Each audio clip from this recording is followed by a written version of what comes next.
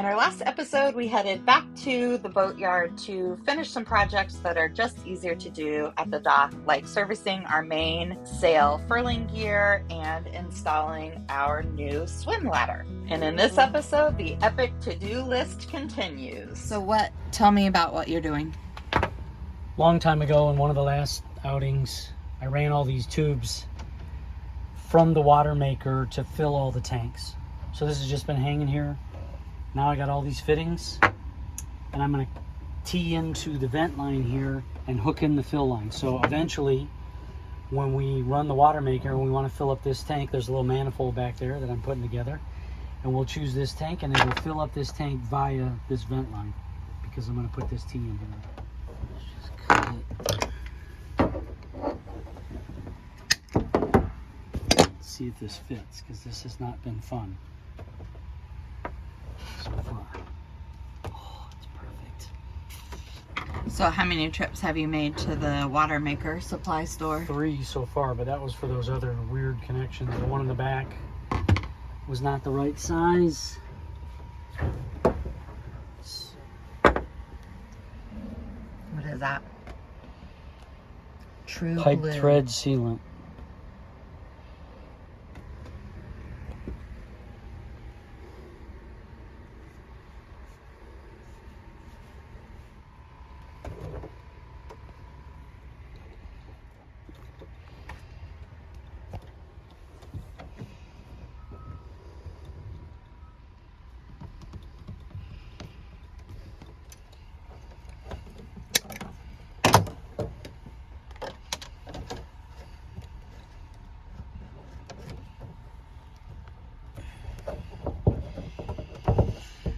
Alright. How does that tighten? Does it just screw? There's a fitting in there that when you pull back on it, it pinches, and then when you push that, these things are ingenious. They just come right out. Is that the whale fitting? That's whale fittings, yeah. I found some wood that we had laying around, like channel like this, and that manifold fit perfectly in it. So I cut it to fit, drilled and bolted it to here. Yeah. Then I drilled holes in there to put cable ties in and hold the whole thing up. And now I'm just waiting on this valve, and I gotta mark them, and then we're done with this section. Perfect.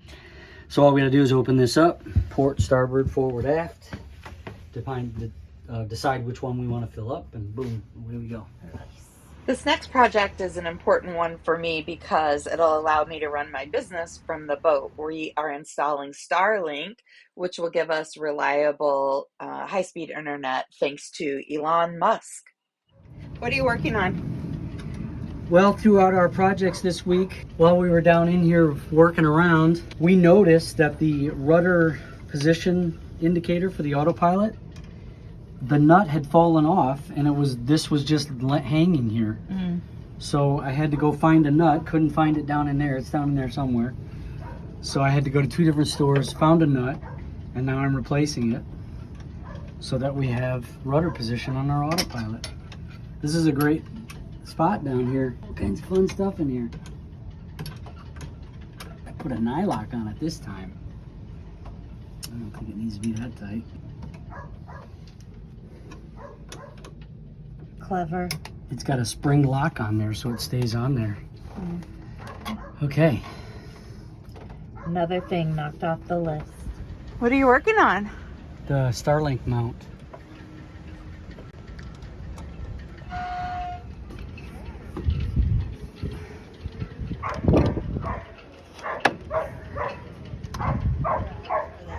That will strengthen that up. It'll still bounce on that, but it'll be moving in one. I'd just rather attach it to the arch than the solar panels. Barely can get into there. We've jury-rigged a piece of PVC pipe to act as a strut from the end of that horizontal piece to the stern pulpit, and eventually we'll get one made out of stainless steel. On to the next project, which is installing the lee cloth in the aft cabin. This thing is a real pain. That little rubber. A lee cloth is an important piece of safety equipment when sailing offshore. It creates a snug sleeping space for the person who's not on watch, so they can really relax and be kept safe if the boat shifts or lunges in a way that would have a relaxed person's body kind of go flying. Okay, I am on the bottom. Yep. Okay, bottom.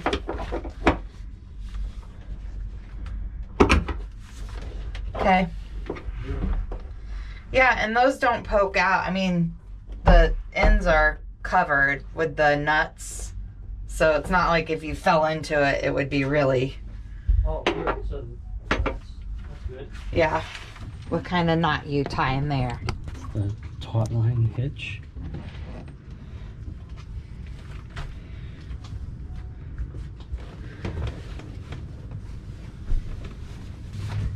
All right. Okay. Come on, I want to be done. You never let me relish. You're like, okay, let's vacuum. Exactly. I don't even get 2 seconds to admire my work. It's so hard, you guys. YouTube. He is very hard to be married to sometimes. Jesus, he says. Ditto. You just want to lay around and goof around now. I want to be done. I work all day long and then you want to have fun. Babe, I've been working all freaking day too. I haven't been eating bonbons. I want to be done. Okay. That's all. I get Doesn't it. make me hard to be married to. I'm getting the fuck up, okay? You wanted these stickies gone. We'll have so many days to finish these projects. Let's go. You're delaying me with your lecture. You're already lecturing to YouTubers about how bad I am.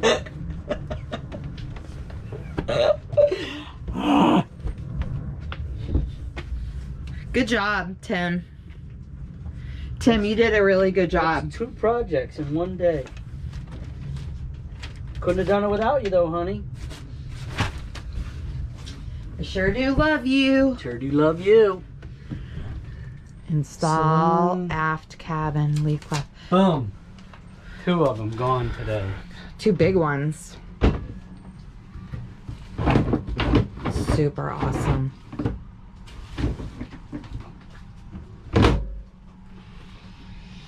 All right, cleanup time. My project today is to varnish the companionway slats. Tim is not excited that I'm getting into this big project, but it's going to be an easier project to do at the dock than it is going to be to do on the ball. So I'm going to tackle it and I'm going to get it done and they're going to look great. And we're going to be so happy that this non-critical path job got done. This project required a little lesson yesterday from Mike on how to remove the varnish with the heat gun. So I got a little tutorial and today I'm going to get all the varnish off and learn how to use the orbital sander. And yeah, I have 2 days to get this project done. I think I can do it. So this is the before. You can see this is where I got my varnish removal lesson last night.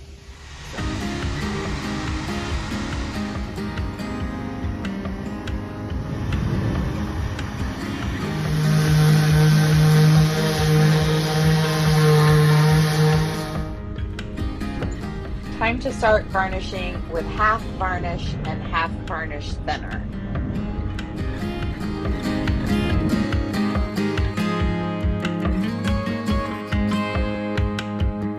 Day 2 of the varnishing project begins. Yesterday I removed the old varnish with the heat gun.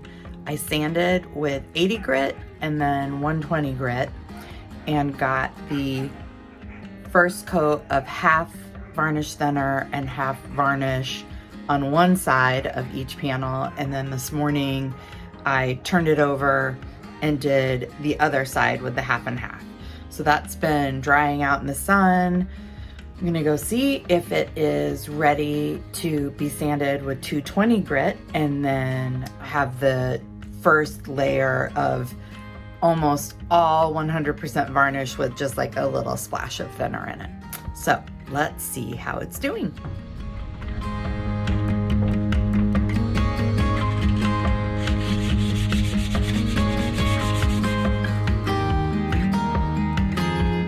here in the sunshine.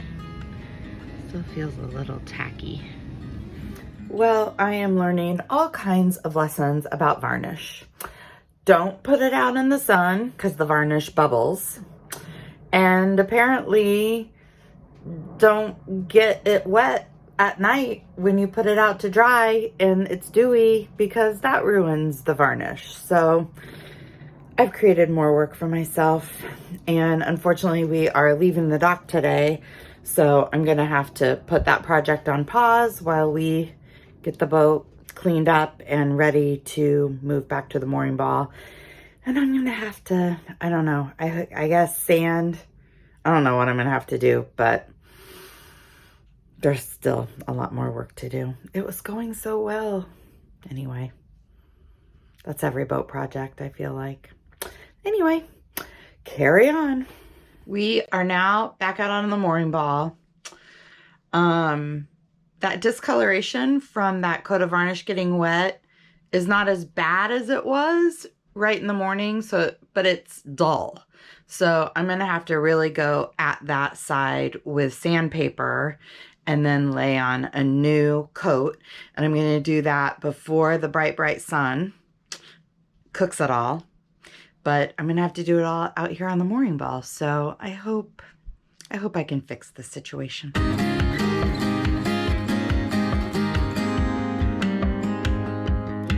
Hi. So I'm on day 1 million of the varnishing project. I seriously thought it was gonna take 2 days. It's not. Here are some lessons learned. Number 1, wear gloves when you're varnishing because it gets everywhere and it's super sticky and it's hard to wash off your hands. Number 2, I have found I can only do 1 coat on one side a day, because in this very uncontrolled environment on the boat, it takes a lot to make sure that I'm giving good drying time to the varnish, keeping everything in a safe place where it's not going to be exposed to too much sun. It's not going to be in a place where Tim and I might step on them, which I totally did. Tim said, "Oh, I'm so glad that wasn't me that did that." Fair point. Another lesson learned is don't put the varnished surfaces in the direct hot sunshine because the varnish will bubble. That's not great.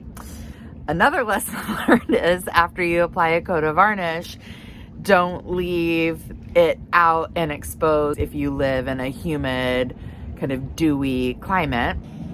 Lots of lessons learned. I think I have 3 coats left. We will see. This is not going to be perfect, but what I've been saying for this whole project is no matter where it lands, it's going to be better than where I started from. 2 more lessons learned. If you are varnishing anything with grooves, like a companionway, where it has to fit, in grooves, kind of the slats lock together, so there are these grooves. Don't over varnish in those grooves because the varnish will take up space and the slats maybe won't fit together. And another tip, buy a bunch of really cheap paintbrushes so that between coats you can just throw it away versus trying to clean that varnish out. It gets everywhere. It's hard to get out. You have to use gross mineral spirits to get it out. So it's just easier to pitch the brush after each coat of varnish. Exciting day. The last coat of varnish is going on, and I'm putting an extra coat on the sunny side out. Although it's got good coverage because of the Dodger and the Bimini, but one extra coat. Finally, a week and a half later, my 2-day project is done. After some more coaching from Mike, my technique got better. He suggested that you get a pretty good amount of the varnish on the paintbrush and you just work it in small sections, small rows, a couple of inches. You lay it in, which you can see me doing here. And then once you've laid it in, you kind of smooth out the edges And then you do this flicking motion back towards the direction that you were initially laying the varnish on to just smooth it all out. Before and after. I know I'm a pain in the ass. You are sometimes a pain in the ass. I am not gonna lie, by this point in the refit, it is getting to us. There are a lot of feelings, there is a lot of pressure, there is a lot of money being spent, but at the end of this 2 weeks, we went to dinner at this lovely French restaurant and had this hilarious conversation. I'm more of a pain in the ass. I win the pain in the ass contest. But that doesn't absolve you from not being a pain in the ass sometimes. Yeah, I know you like to go through life thinking that you're not a pain in the ass. But you are. That's not what I you... know that I'm more of a pain in the ass. But that's not what you just said off camera. What did I say? I know that I win the pain in the ass contest. But you're still a little bit of pain in the ass. But this is the life you've chosen. I warned you. You knew from day one. I warned you. I was on a fast ship to California, and you wanted to get on it. And I warned you. And here you are. So, like you and, what's his name, Corleone? Don? Al Pacino? No, Don's the head guy. What's Al Pacino in this Godfather 2? It's the life he's chosen. This is the life you've chosen. So, deal with it. But sometimes I didn't know. Well, it's too far. You're too far gone now. It's true. Till death do us part. Remember those words? If we can make it through this refit, Well, I think if we can make it through living on this boat together, we lived in a small apartment, but this boat, it's small. I think if we can live through that, when will we know for sure? about this time next year, I think. Okay. So July 1st, 2023, then we'll know if we're really going to make it, which is fun. So stay tuned to see if we make it. Subscribe, like this episode. It really does help us. Follow us over on our blog and follow us at G&T Sailing on Instagram. We'll see you next time.